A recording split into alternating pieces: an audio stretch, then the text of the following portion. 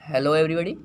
इस वीडियो में हम पढ़ेंगे matter in our surroundings chapter first class 9th का एनसीईआरटी का। इसको हम स्टार्ट करेंगे और 3 से 4 लेक्चर्स लगेंगे में से फिनिश कर देंगे जहाँ तक। ठीक है, चलो स्टार्ट करते हैं। चैप्टर नेम से ही करते हैं, मैटर इन आवर सराउंडिंग। तो आप सभी सोचते होंगे ये मैटर क्या है और क्या चीज़ है और क्या होता है मैटर। तो मैटर, इसकी डेफिनेशन भी मैं लिख रहा हूँ। मैटर होता है, मैटर वो चीज़ है जिसका खुद का कुछ मास हो और वो कुछ जगह कवर करता हो, यानी everything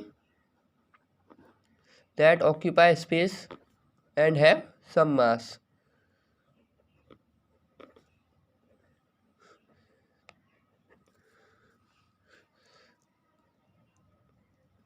and have some mass is called matter. यानी हर वो चीज़ जिसका कुछ मास होगा यानी कुछ वेट होगा और वो कुछ जगह कवर करेगी, उसे मैटर कहते हैं। जैसे कि एयर है, वाटर है, ग्लास है, एसेट्रा। अब आप कहोगे हवा कहाँ जगह कवर करती है और उसका कहाँ वेट होता है, तो एयर का भी अपना वेट होता है। एयर को जब आप बैलून में फिल करते हो तो बैलून फूल जाता है। वो किस वजह से फूलता है? क्योंकि एयर उसकी जगह को भर देती है, कवर कर लेती है, तो वो उस वजह से फूल जाता है।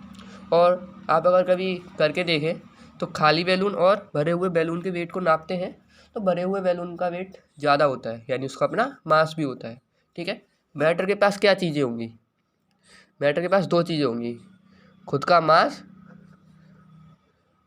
खुद का मास यानी वजन, और खुद का वॉल्यूम। ओके, ये 2 चीज़ें मैटर के पास होंगी। ठीक है, अब मैटर यानी क्या होता है? वो चीज़ जिसको कुछ जगह कवर करे और कुछ ना कुछ उसका वेट हो।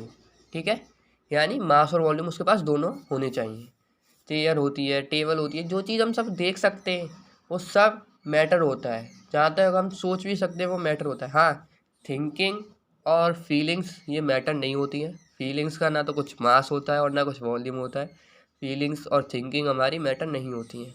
ठीक है, अब मैटर की कुछ स्टेट्स भी होती है और कुछ प्रॉपर्टीज़ भी होती है। तो पहले हम प्रॉपर्टीज़ पढ़ेंगे और फिर स्टेट्स के बारे में पढ़ेंगे। तो प्रॉपर्टीज़ ऑफ मैटर।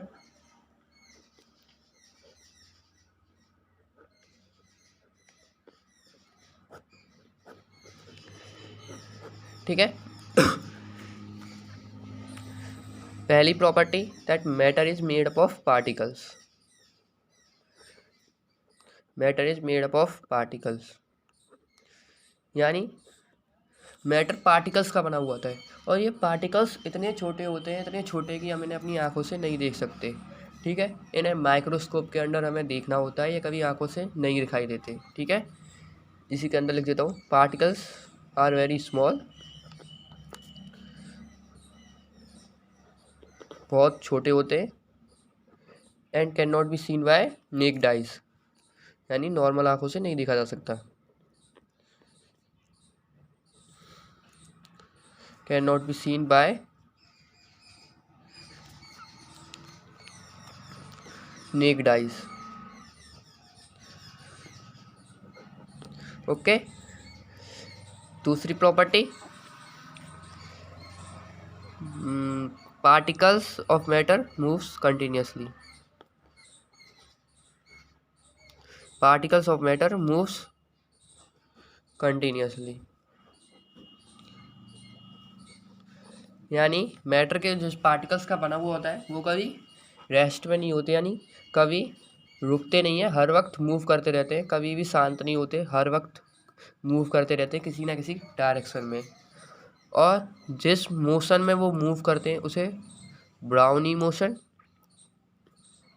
और जिगजैग मोशन कहते हैं,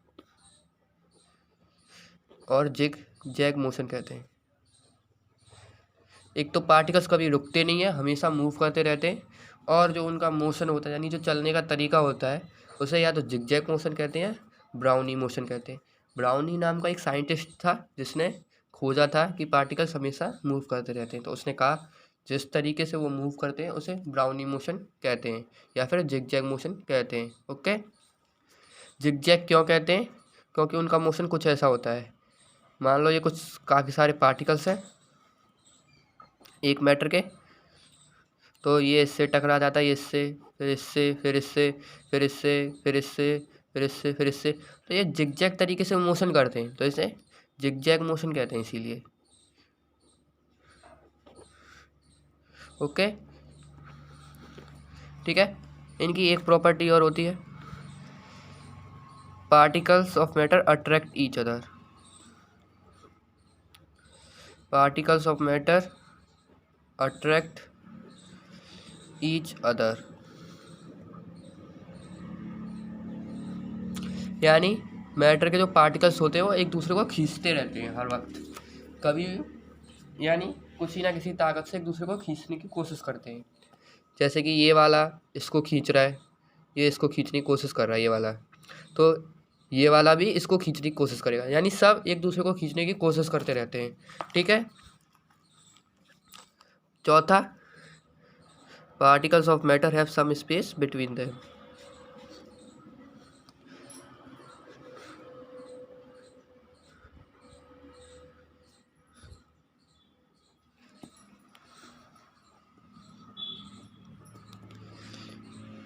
यानी मैटर के जो पार्टिकल्स होते हैं उनके बीच में कुछ ना कुछ स्पेस होता है, यानी ये नहीं है कि वो बिल्कुल चिपक जाते हैं, ऐसा नहीं है कि बिल्कुल चिपक जाते हैं। हाँ, सॉलिड के अंदर वो बिल्कुल चिपक जाते हैं, उनके बीच में स्पेस फिर भी होता है, थोड़ा सा स्पेस ही सही, ना के बराबर स्पेस ही सही, पर होता सॉलिड के अंदर भी स्पेस है, ठीक है।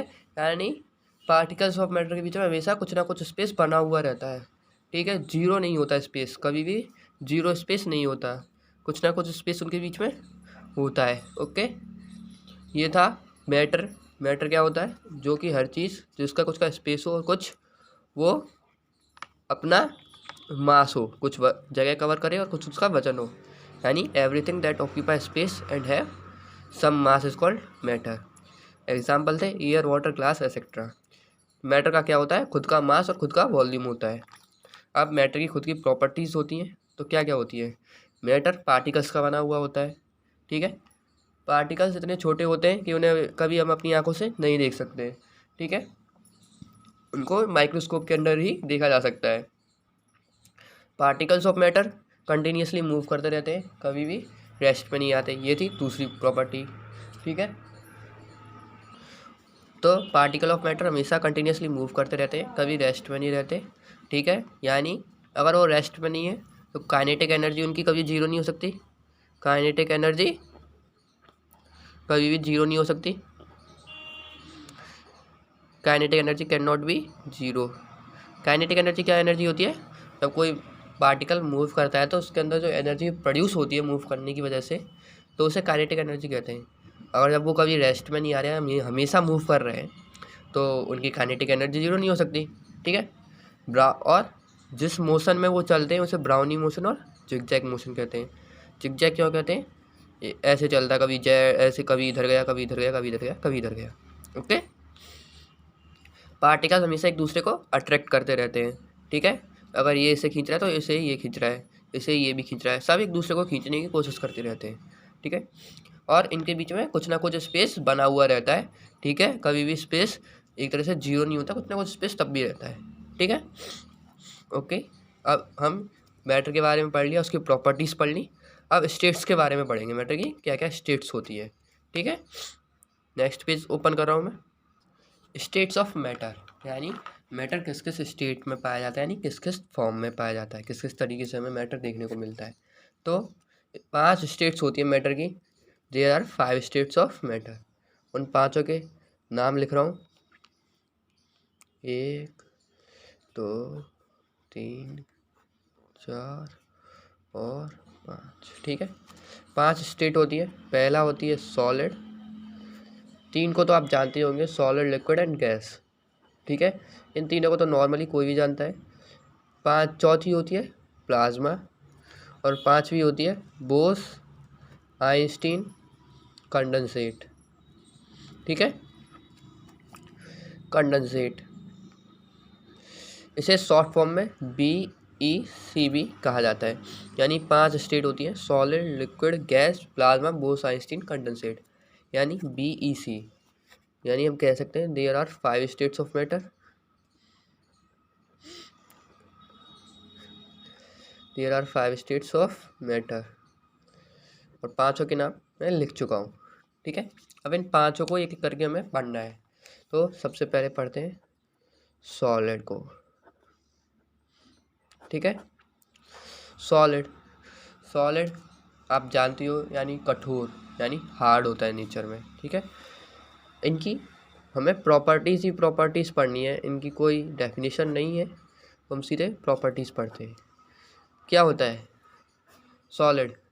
हार्ड होता है, यानी हार्ड और रिजिड होता है। हार्ड होता है, टफ होता है, रिजिड होता है। ठीक है, इजीली यानी उसे तोड़ा नहीं जा सकता। ठीक है, अब सॉलिड की अपनी फिक्स शेप, साइज और वॉल्यूम होती है। यानी अब किसी भी सॉलिड को देख लो, टेबल, चेयर, तो उसका शेप सेम रहता है, साइज भी सेम रहेगा, वॉल्यूम भी उसका फिक्स रहता है। ठीक है, ये थोड़ी ना कि आज कम जगह कवर कर रहा है और कल ज़्यादा करेगा, नहीं ना, फिक्स रहता है, इतनी आज करेगा तो इतनी कल जगह करेगा। वॉल्यूम क्या होता है? कितनी जगह कवर कर रहा है, तो आज भी अगर इतनी जगह कवर कर रहा है उतनी ही कल करेगा, हमेशा ही उतनी करेगा, यानी फिक्स वॉल्यूम होता है इनका, fix shape, size and volume. Okay, third,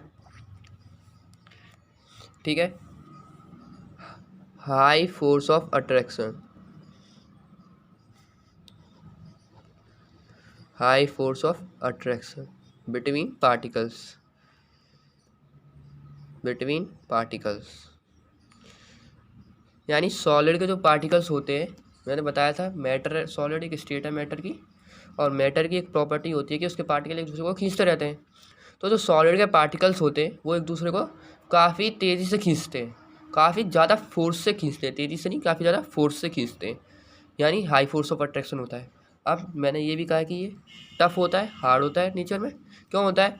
क्योंकि जितने ज़्यादा फोर्स ऑफ अट्रैक्शन से एक दूसरे को खींचोगे उतने ही ज़्यादा आप मजबूती से एक दूसरे को होल्ड कर पाओगे, यानी उतनी ज़्यादा हार्ड हो पाओगे नेचर में।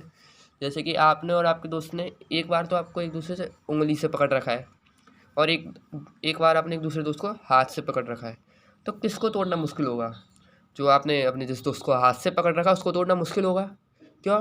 क्योंकि आपने ज़्यादा मजबूती से पकड़ रखा है। तो ये हार्ड किस लिए होता है? क्योंकि उसका हाई फोर्स ऑफ अट्रैक्शन होता है पार्टिकल्स के बीच में। अब मैंने ये भी कहा था पार्टिकल एक दूसरे को अट्रैक्ट करते हैं, है ना, और उनके बीच में कुछ ना कुछ स्पेस होती है। अब जो जितना ये एक दूसरे को खींचेंगे उतनी ज़्यादा जगह कम होगी, यानी लेस डिस्टेंस बिटवीन पार्टिकल्स। इसमें पार्टिकल्स के बीच में डिस्टेंस कम होती है। ठीक है, अब आप बताओ, पार्टिकल्स के बीच की जगह कम है, फोर्स ऑफ अट्रैक्शन ज़्यादा है, तो पार्टिकल्स ज़्यादा तेज़ी से मूव कर पाएंगे क्या? नहीं, यानी पार्टिकल्स के बीच का जो पार्टिकल्स में जो मूवमेंट होता है वो बहुत ही कम होता है। Particles have very low movement. Okay, particles का जो मूवमेंट होता है वो बहुत ही कम हो पाता है।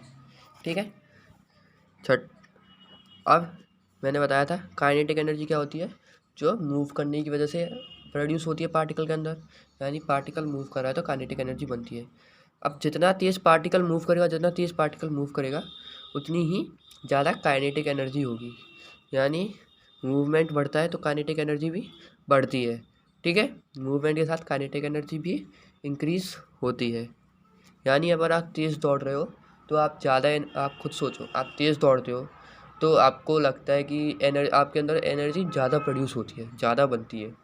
तो ऐसा ही पार्टिकल्स के अंदर होता है, जो जितना ज़्यादा कोई पार्टिकल तेज़ चलेगा उतनी ज़्यादा काइनेटिक एनर्जी उसकी होगी।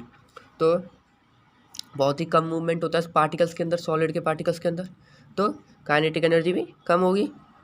Kinetic energy is also low, is also low. Okay, यानी क्या क्या प्रॉपर्टीज है सॉलिड की? हार्ड होता है, हार्ड या फिर रिजिड इन नेचर, यानी टफ होता है, इजीली तोड़ा नहीं जा सकता। फिक्स शेप, साइज और वॉल्यूम होता है इसका, यानी आज जैसा है वैसा ही कल मिलेगा। आज जितनी कवर कर रहा था उतनी जगह कल कवर करेगा। आज जैसा दिख रहा है उतना ही वैसा ही कल दिखेगा, ठीक है। हाई फोर्स ऑफ अट्रैक्शन होता है पार्टिकल्स के बीच में, यानी पार्टिकल्स बहुत ज़्यादा हाई फोर्स से एक दूसरे को अट्रैक्ट करते हैं, यानी बहुत ही ज़्यादा मजबूती से होल्ड करके रखते हैं, ठीक है, ठीक है। और बहुत ही कम डिस्टेंस रह पाती है उनके बीच में, क्योंकि जितना मजबूती से आप एक दूसरे को खींचोगे उतनी ही कम जगह बनेगी आपके बीच में, उतनी जगह कम हो जाएगी, ठीक है। अब जगह कम है तो आप ज़्यादा दौड़ नहीं सकते, ज़्यादा स्पीड नहीं होगी, यानी मूवमेंट बहुत ही कम होगा। मूवमेंट कम होता है, काइनेटिक एनर्जी भी लो होती है। डू नॉट शो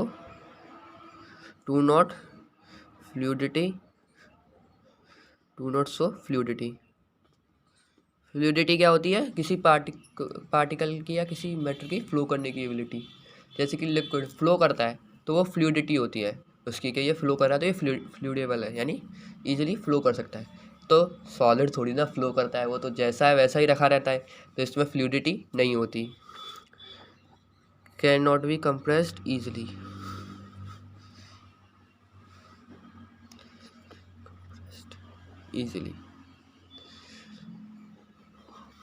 आप जानते हो कि आपके पास मान लो कोई लोहे की आयरन नेल है, या फिर मान लो कोई टेबल है, आप उसे दबाना चाहते हो, कंप्रेस करना चाहते हो, तो कंप्रेस कर सकते हो क्या? नहीं कर सकते, यानी सॉलिड को कंप्रेस नहीं किया जा सकता easily. Can not B compressed easily, ठीक है, ईजिली कंप्रेस नहीं हो पाता, ठीक है। क्यों नहीं हो पाता? इसका भी रीज़न है। क्या होता है? एक तो पार्टिकल्स के बीच में डिस्टेंस बहुत कम है, बिल्कुल अप्रॉक्स पार्टिकल्स चिपके हुए होते हैं, और उनको और चिपकाने के लिए बहुत ज़्यादा ताकत लगानी पड़ेगी, बहुत ज़्यादा, जो कि हम नहीं लगा पाते। इसीलिए ईजिली ये कंप्रेस नहीं हो पाते, क्योंकि इनके कंप्रेस कर रहे हैं, यानी इनके पार्टिकल्स के बीच की जगह कम करनी पड़ेगी हमें। इन्हें कंप्रेस करने के लिए इनके पार्टिकल्स के बीच की जगह कम करनी पड़ेगी। अब जगह पहले से ही इतनी ज़्यादा कम है कि बिल्कुल पार्टिकल्स चिपके हुए हैं, तो अब उनको ईजिली कंप्रेस किया जा सकता है क्या? नहीं ना, ईजिली कंप्रेस नहीं हो पाते इसी वजह से, क्योंकि इनके बीच के पार्टिकल्स की डिस्टेंस पहले से ही बहुत कम होती है, ठीक है। तो ये कुछ प्रॉपर्टीज़ हैं सॉलिड की, जो ये होता है। और do not diffuse in air, ये एयर में डिफ्यूज़ नहीं होते। सोचो भाई, अगर ये एयर में डिफ्यूज़ हो जाते तो आपकी मान लो कोई घड़ी है, अभी आपने पैर रखी और एयर के साथ मिलके हवा बन गई, तो कितना बड़ा लॉस हो जाएगा। तो सॉलिड कभी डिफ्यूज़ नहीं होते एयर में, और डिफ्यूज़ नहीं होते इसी वजह से तो उनका फिक्स शेप, साइज़ और वॉल्यूम होता है। अगर वो एयर के साथ डिफ्यूज़ हो जाते तो उनका फिक्स शेप, साइज़, वॉल्यूम क्या होता? शेप साइज़ फिक्स थोड़ी ना होता, चेंज हो जाता वो तो इसी वजह से इनका डिफ्यूज़ नहीं हो पाते। एयर होते इसीलिए एयर में, तो फिक्स शेप, साइज़, वॉल्यूम नहीं होता। एयर में क्या, सॉलिड तो वाटर में भी डिफ्यूज़ नहीं होते। हाँ, वो अलग है कि शुगर मिल जाती है, तो वो अलग बात होती है, ठीक है।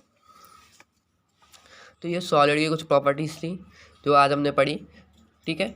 कल हम लिक्विड के बारे में और बाकी की स्टेट्स के बारे में पढ़ेंगे।